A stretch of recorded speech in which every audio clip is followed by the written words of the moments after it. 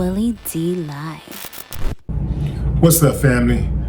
Boston Celtics superstar Jaylen Brown's dad, former boxer Marcellus Brown, was arrested for attempted murder after allegedly stabbing a youth football coach in a parking lot dispute.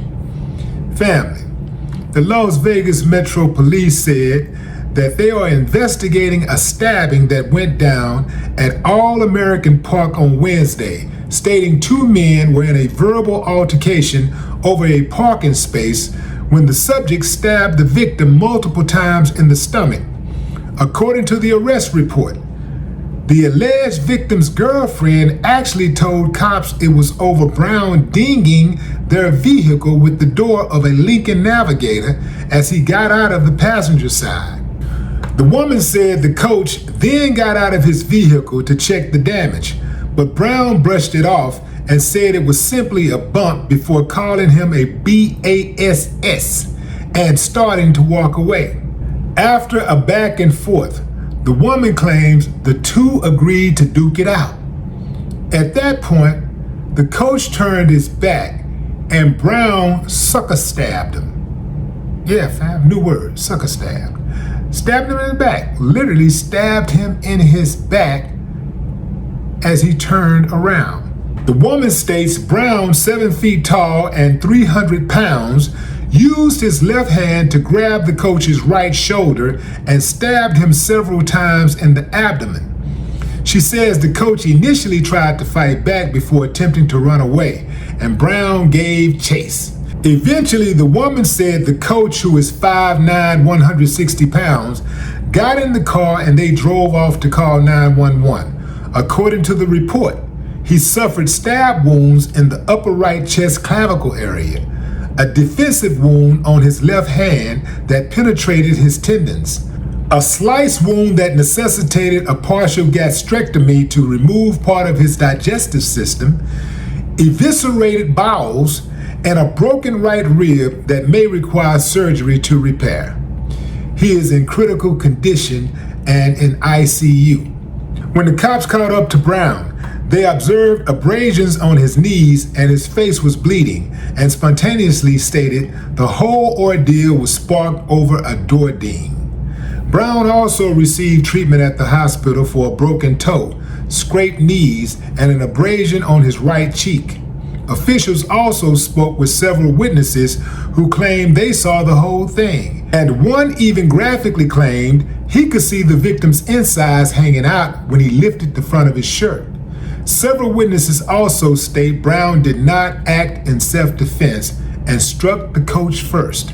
According to the report, the weapon used in the incident was never recovered. Marcellus, who made his boxing debut in 1989, had a 33-18-1 record with 25 knockouts in the ring, and his last fight was nearly a decade ago. Sources say Jaylen does not have a close relationship with his father and was unaware of the arrest or incident. Jaylen, who is 28, is one of the best NBA players in the game and won a championship with the Celtics in 2024. A lot to unpack here, fam. Let's start with the fact that you got people getting killed every day behind road rage, and here we are, a grown man, an overgrown man, letting his emotions get the best of him and the coach. I don't know how old the coach was, but by this time, you're supposed to know better, right, fam? Jaylen's dad is a former professional boxer, which means that his hands are registered, which means that he has to be careful when he gets into a physical altercation, because if he ends up in a courtroom, they're going to stick it to him. They at least are going to try to stick it to him. He got to be all the way to the right when he uses those hands, because those hands are considered deadly weapons. Remember that. I don't know what made a dude want to square off with a 7 foot, 300 pound dude. I don't understand that piece right there, but hey, I guess Buddy was, 5'9", 160 pounds. Typically, I would easily say size ain't, if it was just a physical altercation, obviously, that's why they make these to, level the playing field. But 5'9", 160, taking down a 7 foot, 300 pound former boxer, nah, ain't happening. I don't think the girlfriend is telling the whole story. That's right, I said it. I don't think she's telling the whole story. Dude just got out the car, hit Buddy's car, and he just flipped out.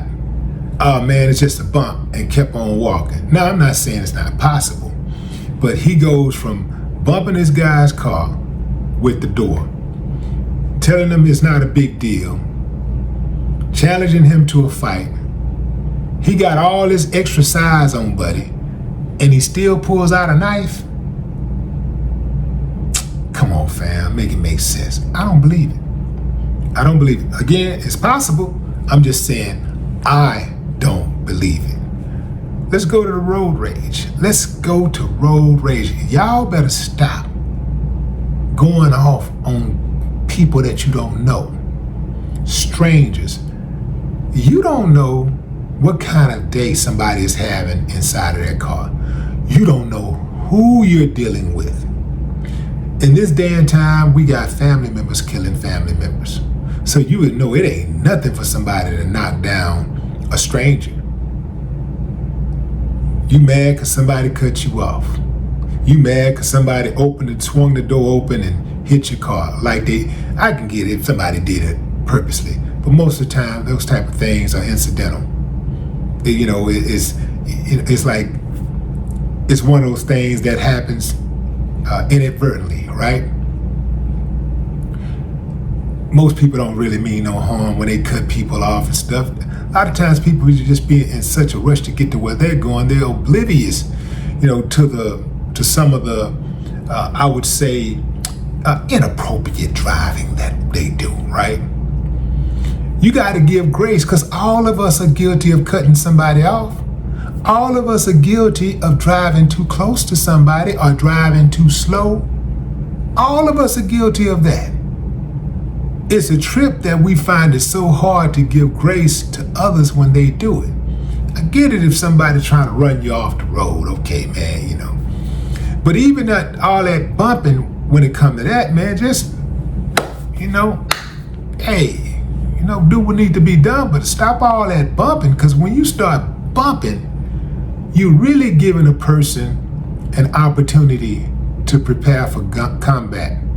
You letting them know what you're thinking and how far you're willing to go. Now they have to make a decision about how far they're willing to go. If they got that thing in the car, more than likely they're going to use it, because most people who got guns wouldn't dare swing. They wouldn't dare fight if they didn't have that gun. They wouldn't dare run that mouth the way that they run that mouth if they didn't have a gun. So that's why you got to be careful when people are smaller. Smaller, in this case, this guy was a lot bigger, but a lot of times when small people start running their mouth, people that you be looking at like, little when it look like somebody that's just look like, man, you just mop the floor with them. Be very careful when they start getting ultra aggressive, because usually that means they're ready. Even when somebody not small, usually when they start doing all that hard bumping, it means they're ready. So you got to be very careful, because you know what you're going to do, but you don't know what they're going to do. The police said the stabbing was a result of an argument over a parking space. But in the official report, the girlfriend said it was because Brown got out of the passenger side of a Navigator, and dinged their door. In any event, somebody could lose their life because dude is in ICU.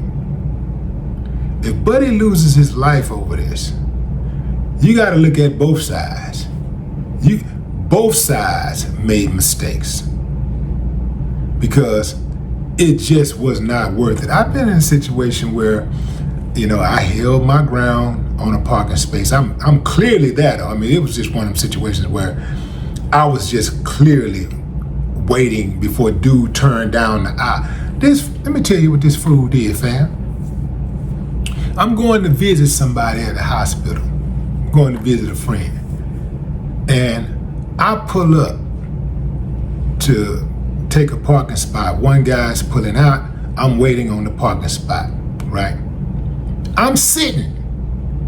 This fool come from all the way down from the other end and thinks, okay, so I'm this way and he's this way. So he comes across the driveway from the other side and think he's finna get that spot. Now, I know what I just said, fam, and that could have escalated. It could have went really bad, because he was one of them old hick types, and I'm one of those types that I don't like them hick types. Especially the ones that got that redneck type attitude. I don't like that, and I get with one of them for real, right? So he backed down. Let's just say he backed down, and I went ahead and parked. But man, I was hot. But that was a reminder also. This situation is a reminder, man, calm down, keep it cool. It just ain't worth it. It ain't worth it. But what say you, fam? Drop a comment. I'd love to hear your thoughts. No more talk.